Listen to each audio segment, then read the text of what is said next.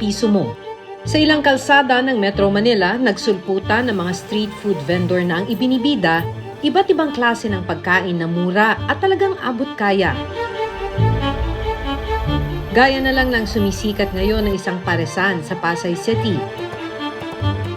Sa halagang 99 pesos kasi, meron ka ng overload pares, only rice at soft drinks. Okay, banto na tayo. Ipatong ko yung bangko. Ipatong ang bangko. Ang haba ng pila, oh. Ang daming nag-aabang. Yes, marami talaga customer ang Diwata Paris Overload. Pero makailang ulit na rin sumailalim sa clearing operation ang hilera ng kainan sa lugar. May ilang pumuna rin sa kanilang pwesto. Yung area lang siguro, kasi di ba yun dyan naman, mga basura yan dyan. Pero tinatanggal naman namin yan. Pero yung pagkain, nakabukod naman siya. Sa General Santos City, isang lalaki naman ang 9 na beses naglabas-masok sa ospital matapos ma-impeksyon mula sa kinain daw niyang street food. So sobrang sakit, yung namimilipit ka sa sakit, then as in parang namumutla ka na, yun yung feeling ko. Paano nga ba sinisiguro ng mga lokal na pamahalaan na mapanatiling ligtas at malinis ang mga pagkaing itinitinda sa kalye? At paano sila matutulungan para hindi mawala ang kanilang kabuhayan?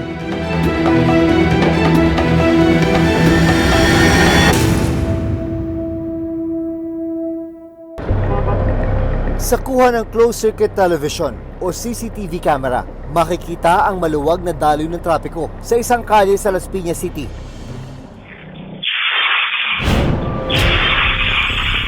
Maya-maya, isang motorsiklo ang bigla na lang tumaob sa kalsada.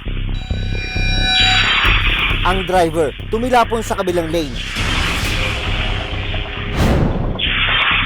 At nagulungan pa ng isang dumaang motorsiklo. Ano ang dahilan ng aksidente? Sa Noveleta, Cavite naman, isang motorista ang agaw buhay matapos ding maaksidente sa kalsada. Naisugod pa sa ospital ang biktima, pero hindi nagtagal. Binawian din siya ng buhay. Akala niya yung yung lubak kasi may tubig. Akala niya kalsada pa din. Kaya dire-diretso kami, yun na. Doon na kami sumimpla. Ano nga ba ang ginagawang aksyon ng gobyerno para masigurong ligtas ang bawat biyahe ng mga motorista sa mga kalsada?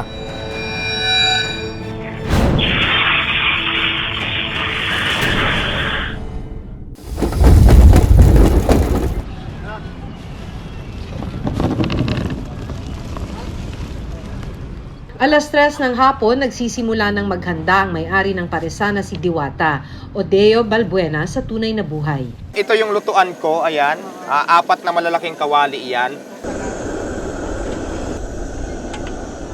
Mahaba na rin ang pila sa paresan. Ang iba galing pa sa ibang lugar. Ang ilang kapos ang kita sa trabaho, ito rin daw ang takbuhan. Bakit ganito kahaba pila? Ayan, siguro nga madam, yung iba, gusto din nila kasi affordable naman talaga yung tinda. Kung nagbabudget ka, nagtatrabaho ka na sakto lang din yung kita mo. Sa 100 pesos, Marami ka na solve ka na talaga. August 2023 nang simula ni Diwata ang kanyang paresan. Dahil sa abot kayang presyo ng kanyang paninda, mabilis siyang nag-viral. Lechon Paris with chicharong bulaklak with soft drinks with only rice for only 100 pesos. Napakasarap. Simula nung na-vlog siya ng na-vlog, nakilala yung tindahan ko. Dumami yung customer ko. At sa loob lang ng 6 na buwan, marami na raw siyang nabigyan ng trabaho. Ibang tao dito sa akin, mga yung iba hindi ko kano-ano. Pero sa gitna ng kanyang lumalaking negosyo,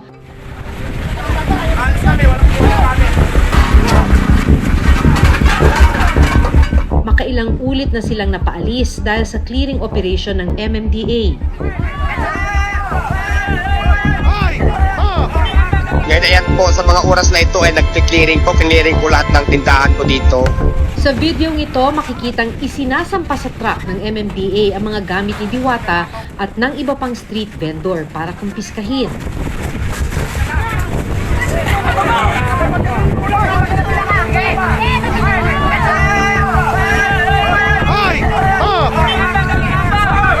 Ilang beses ka nang na-clearing operation. Naku, hindi ko na mabilang. Pero nilalaban mo pa rin to, bakit? Kasi nga, ito lang as a source of income namin, madam. Dito lang kami nabubuhay at ito lang yung pinagkakitaan namin.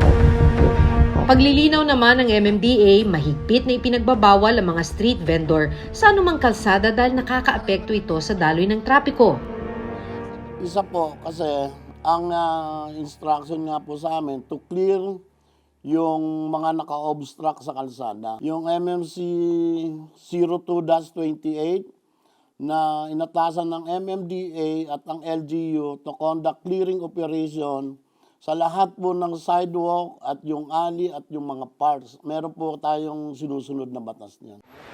Bukod dito, nagsagawa rin ng City Health Office ng Pasay City ng sanitary inspection sa paresan ni Diwata. May mga pumupuna raw kasi sa pwesto ng kanyang tindahan at kung paano niya inihahanda ang mga ibinibentang pagkain. Sa litratong ito na pinost ng isang netizen, mapapansing nasa sahig lang ang mga kaldero kung saan nakalagay ang bagong lutong pares. At ang mga tasang kainan nakapatong lang malapit sa mga basurahan. Nang makarating ito sa City Health Office ng Pasay City, ilan sa mga nakitang violation daw ng paresan ang kawalan ng maayos na food preparation, cooking at dining area na hindi ligtas sa posibleng food contamination. Kawalan ng maayos na mapagkukunan ng malinis na tubig at ang hindi maayos na segregation ng basura sa paligid ng kainan. Pinuna rin ang kawalan ng health certificate ng mga tauhan ni Diwata. Natuklasan din nilang walang sanitary at business permit ang kainan.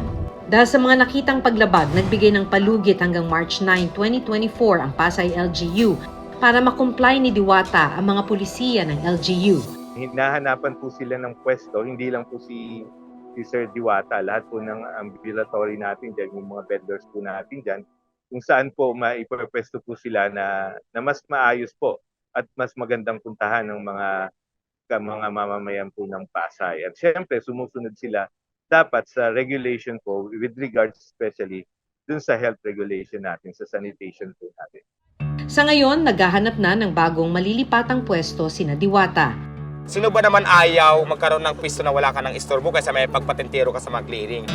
Handa rin daw siyang sumunod sa mga hinihingi ng Pasay LGU para maisalba ang kanyang negosyo. Pagka may ganito daw, syempre, kailangan ng permit. Kailangan sumusunod ka sa sanitation code. Para siguradong malinis o paano yun. Ay, susunod naman ako kung anong kailangan sundin na dapat kong sundin sa, di ba, kung anong kautusan. Mahalagang matiyak ang kalinisan at kaligtasan ng mga ibinibentang pagkain sa publiko. Dahil isang maling paghahanda ng pagkain, maaaring ikapahamak ng mga mamimili. Gaya na lang ng nangyari kay John Floyd Cadino mula General Santos City. Mula March 2023, 9 na beses siyang naglabas-masok sa ospital dahil sa iniindang pananakit ng tiyan. So sobrang sakit, yung namimilipit ka sa sakit, then as in parang namumutla ka na, yun yung feeling ko. Nang magpasuri sa doktor, dito na niya na lamang nagkaroon siya ng isang uri ng bakterya na nakukuha sa pagkain ng marumi o kontaminadong pagkain at inumin. Every day, every after school, kumakain talaga ako ng street foods. Most of the time talaga, kaya kong umubos ng 100 pesos. Like, imagine, ang dami talaga ng mga street foods na kinakain ko. So, ang street food, lalo na kung prepared sa labas, syempre wala silang kitchen talaga or panghugasan na may gripo. So, mas higher risk yung contamination. Hindi rin daw biro ang gasto sa gamutan dahil sa nakuha niyang sakit mula sa pagkain ng mga street food. Umabot ata siya ng mga 100 to 150,000 kasi as in imagine sa admission ko every time na lumalabas ako, yung hospital bill ko, tumatakbo siya ng mga around 45,000. Ilang beses ako na-admit, imagine, kasama na dun ang gamot. Sinubukan naming kunan ng pahayag ang City Health Office ng General Santos City tungkol sa naging kaso ni John. Nag-ikot po yung team po natin handing out leaflets po for their compliance po. Kasali po doon yung ating sanitary permit, certificate of potability, as well as health certificate. And may warning din po doon na every non-compliant po may kukulang mga penalties din po na kailangan nilang bayaran. Sa ilalim ng Sanitation Code of the Philippines, nakasaad na mga repacked food lang ang pinapayagang itinda ng mga ambulant o street food vendors. Pinagbabawalan din sila sa pagbebenta ng anumang pagkain ginagamitan ng utensils. Primarily kasi nga po sa kakulangan ng sanitation requirements, like for example, water supply, kung saan po maayos na maipiprepare yung kanilang mga utensils at mahuhugasan ng mabuti. Dagdag pa ng DOH, responsibilidad ng lokal na pamahalaan na bantayan at inspeksyonin ang mga street food vendor para matiyak ang kaligtasan ng publiko. May karapatan po yung ating mga local government units o yung mga local health authority na ipahinto ang pagdibibenta ng pagkain na ibinibenta sa street food trade kung makikita po nila sa kanilang inspection na ito po ay may threat sa public health o meron pong maaaring magdulot ng sakit sa ating mga consumers. Pero sa dami ng mga Pilipinong umaasa sa mga ganitong hanap buhay, pati na rin ang mga umaasa lang sa mga ganitong murang kainan, dapat daw ay maalalayan sila ng pamahalaan para makasunod sa mga patakaran. Baka mas magandang maging participative, maging long-term yung approach na bigyan natin sila ng pwesto. I-formalize natin sila, kilalanin natin sila na malaki yung ambag nila sa ating ekonomiya at sa ating lipunan. Minsan na rin ipinanukala ang Senate Bill No. 1056 o Ambulant Vendors Protection Act na naglalayong magbigay proteksyon at incentive sa mga ambulant o street vendors. Pero nakabinbin pa rin ito hanggang ngayon. Hindi matatawaran ang diskarte ng maraming Pinoy para kumita at makahanap ng murang makakainan. Pero kasabay nito, dapat ring matiyak ng gobyerno na sumusunod ang lahat sa mga patakaran para mapanatili ang kalinisan at maiwasang mapahamak ang sinumang titikim ng pagkain. Ako si Maki Pulido at ito ang Reporter's Notebook.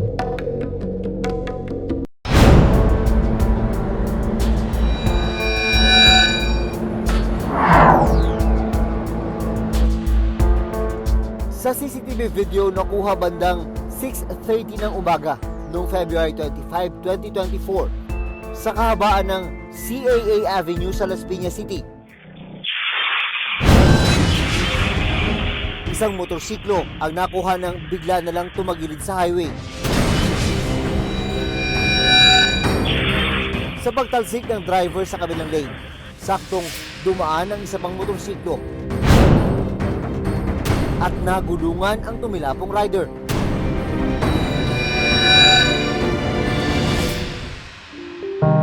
Kinilala ang rider na si RJ Castillo, 26 years old. Naisugod pa siya sa ospital pero idineklarang dead on arrival. Inabutan pa ng Reporter's Notebook na nakaburol si RJ sa kanilang lugar sa General Mariano Alvarez, Cavite.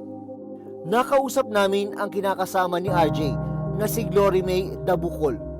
Kwento niya, papasok si RJ sa trabaho nang mangyari ang aksidente. Tumawag yung tito ko, yung kasama doon ng kapatid ng asawa ko na si RJ daw po. Tapos hindi na niyan tinuloy kung anong nangyari kay RJ.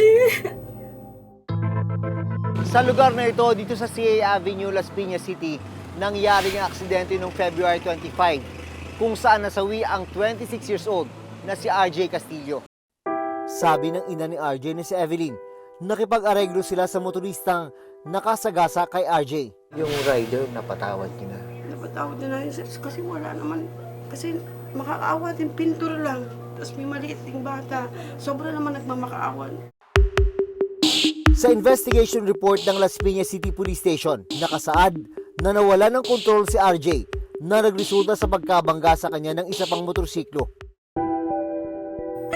Nakita namin doon sa video, dahan-dahan yung pagpatakbo niya. Doon na po talaga siya pangit na daan po. Wala kang maganda lang po yung daan po dyan. Hindi sana magkakaganyan ang asawa ko.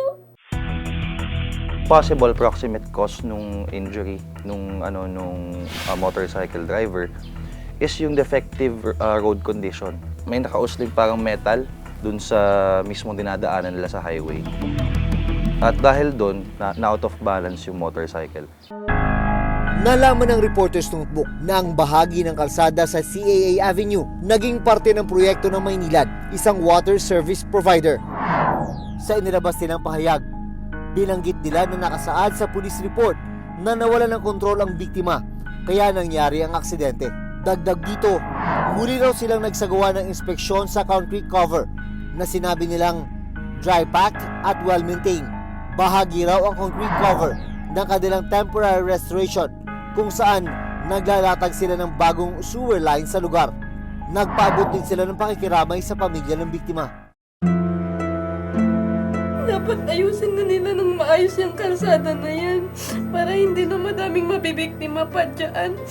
Kawawa po yung mga naiiwan nila, lalo pa pag may mga batang maliliit. July 15, 2023. Bumiyahe naman papuntang Naik mula Bacoor, Cavite. Sina Josephine Andrade, 43 years old, at kinakasamang si Rodolfo Enalisan, 46 years old, sakay ng isang motorsiklo. Habang binabagtas ni Rodolfo ang kahabaan ng EBSA Centennial Road, Bacau, nalubak daw sila sa isang bahagi ng kalsada. Aral naman yung takbo namin, nasa 40 lang. Nanabi kami kasi ang lalaki ng truck na kasabay namin. Akala niya yung yung lubak kasi may tubig. Akala niya kalsada pa din. Kaya dire-diretso kami, yun na. Doon na kami sumimplang. Sabi ni Josephine, napuruhan sa may bahagi ng ulo si Rodolfo. Makalipas daw ang 2 oras, doon pa lang naisugod si Rodolfo sa ospital. Makalipas ang 5 araw, tuluyang binawian ng buhay si Rodolfo. Tapos sabi ng doktor, ang daw sa kanya, yung utak niya raw po, nakalog. Parang jelly daw po na parang naghiwa-hiwalay. Ang itinuturo din na Josephine ay dahilan na nangyaring aksidente, ang lubak na bahagi ng kalsada na kanilang dinaanan. Madilim pa, wala pong mga street light po, kahit isa. Sobrang dilim po talaga, ma'am. Wala rin daw nakalagay na warning sign sa kalsada kung saan nangyari ang aksidente. Ilos Papa. Dito. Ilang araw matapos ang aksidente, pinuntahan ng manugang nila Josephine ang kalsada. Isang traffic cone ang inabutan nilang inilagay sa lugar. Kailangan mo talagang gumilid dito. Pag hindi mo nga napansin dito, dali ka. No? Itong nakaraang linggo, binalikan ng Reporters Notebook ang kalsada. Dito po sila na-disgrasya sa Ang nangyari po, tumila po na po sila parehas po dito. Bagamat may mga harang nang inilagay ang Department of Public Works and Highways o DPWH, hindi pa rin maayos ang bahagi ng kalsada. Halos 8 buwan matapos ang aksidente. Susunod, kinumpirma rin ng barangay ng ilang aksidente na ang nangyari sa bahaging iyon ng highway. Merong nagkakamali po dyan, akala nila dire-diretso kalye. Yun ay hindi ginagawa pa. Mapapalitan na namin, may na-aksidente na.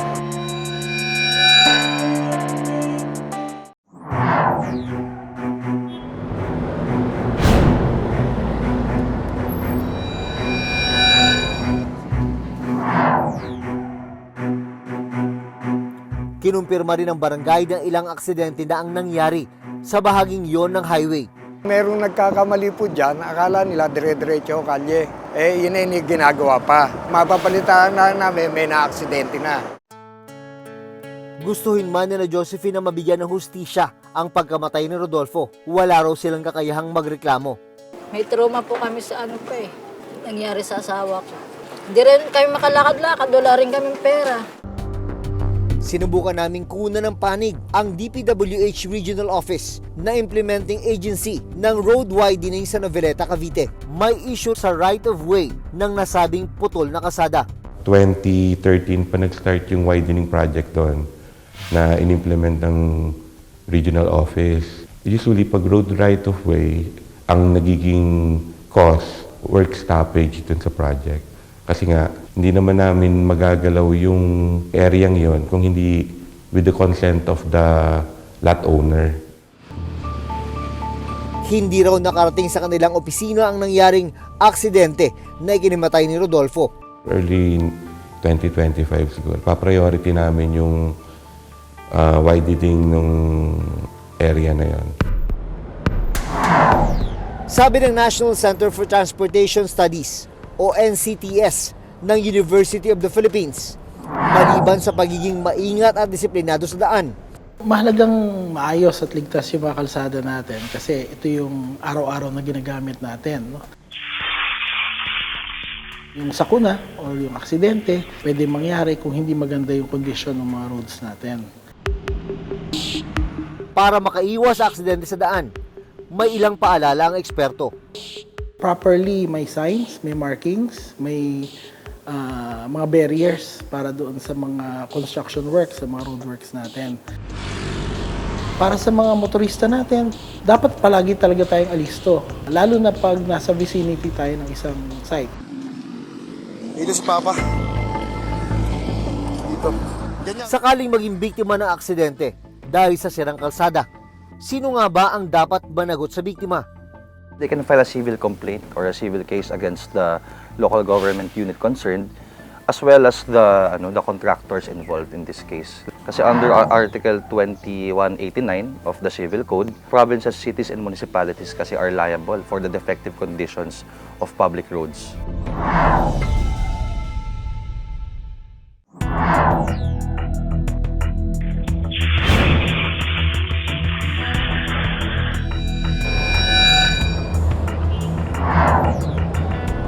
Pribilehiyo ang makapagmaneho ng sasakyan. Kaakibat ng wastong pag-iingat at disiplina, mahalagang ligtas at maayos din ang mga kalsada. Dahil ang aksidente pwedeng maging bitsa ng peligro at buhay ng mga motorista. Ako si Jun Veneracion at ito ang Reporter's Notebook.